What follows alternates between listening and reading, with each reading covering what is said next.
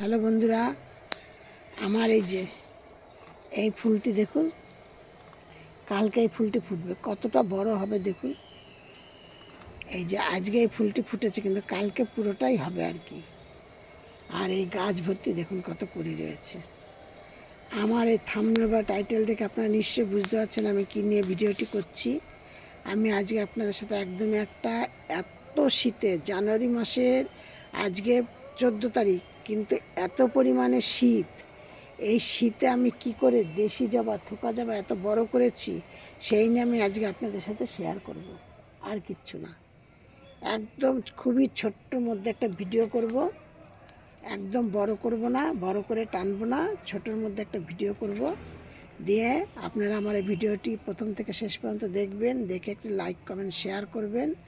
আর নতুন বন্ধুদের বসে একটি সাবস্ক্রাইব করবেন, পাশের বেলটি বাজিয়ে দেবেন নেক্সট ভিডিও আবার পাওয়ার জন্য। দেশি থোকা জবা দেখেছেন, কালারটা কত সুন্দর, কত বড় বড় ফুটেছে, গাছ ভর্তি কত কুড়ি রয়েছে। এই দেখুন, আমি এবার ডিসেম্বর মাসে একটা নতুন কাজ করেছিলাম। অন্য ভিডিওতে আমি এটা নিয়ে শেয়ারও করিনি, বা আমি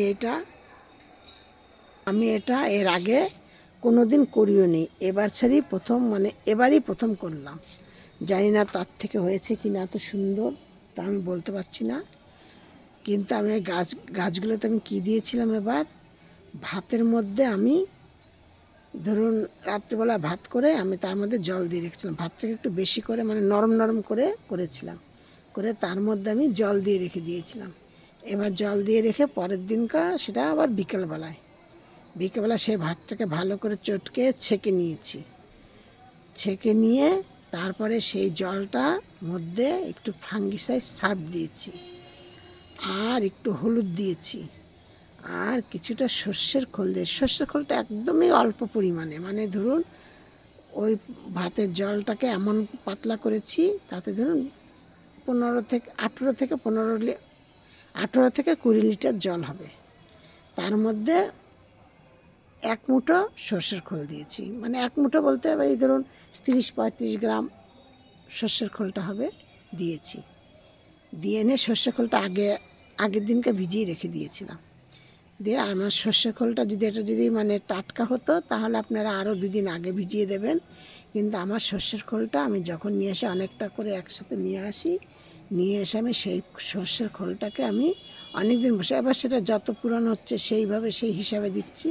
কিন্তু আমার প্রায় 7-8 মাস হয়ে গেছে বলে আমি আগের দিনকেই ভিজিয়ে দিয়েছি। আগের দিন বিকেলবেলায় ভিজিয়েছি, রাত্রিবেলায় ভাত এরকম করে রেখেছি, পরের দিনকে এই পদ্ধতিতে দিয়েছি। দিয়ে ওইটাকে ভালো করে জলের মধ্যে মিশিয়ে নিয়ে তারপরে প্রতিটা গাছে দিয়েছি।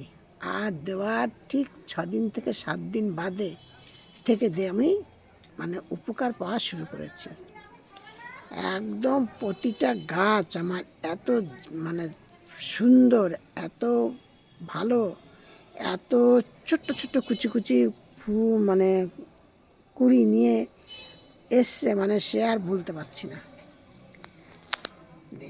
আপনারা এইভাবে দেন, দিয়ে দেখবেন আপনাদের এরকম উপকার পাবেন। কিন্তু ভাতের এটা যদি একটু গাঢ় হয়, তাহলে কিন্তু গাছের উল্টো পাল্টা ক্ষতি হয়ে যাবে। একদম পাতলা তরল করে দেবেন, এইভাবে দেবেন, দেখবেন আপনারাও গাছে খুব সুন্দর ফুল পাবেন। আর এত শীত, দেশি জবা দেখতে পারলেন। এবার দেশি 1 পাপড়ি জবার কত কুড়ি এসছে, কালকে ফুল ফুটবে, আমি কালকে আপনাদের সাথে শেয়ার করব। ঠিক ভাত ভিজানো জলের সাথে এই 3টে জিনিস আপনারা মিশিয়ে দিন গাছে, আপনারা গাছের উপকার পাবেন। আর গাছ অনেক সতেজ হবে, আর গাছের পাতা সবুজ থাকবে। গাছের পাতা যত সবুজ থাকবে, তত গাছে রোগ কম হবে। আর আরেকটা কাজ করবেন, মাসে 1 দিন করে গাছকে ভালো করে চান করিয়ে দেবেন। আর গাছের কিচ্ছু পরিচর্যা করবেন না, শুধু আমি অন্তত করি, জানি না আপনারা কি করবেন সেটা আমি এইভাবে করি। আপনারাও করে দেখুন, আপনারাও উপকার পাবেন আশা করি। সব ভিডিওর মতো আমি আজকে আপনাদেরকে বলছি, আপনারা সব ভালো থাকুন, সুস্থ থাকুন। আর শীতের ফুল আপনারা অতি অবশ্যই লাগিয়েছেন, যারা না লাগিয়েছেন তারা এখনও লাগান, একটু বড় সাইজের গাছ এনে লাগাবেন, তাহলে মানে বাগান করবেন অথচ শীতের ফুল হবে না, সেটা ভালো লাগে। এই দেখুন ডালিয়া, আর এই যে ডালিয়া গাছগুলো দেখুন কত সুন্দর হয়েছে।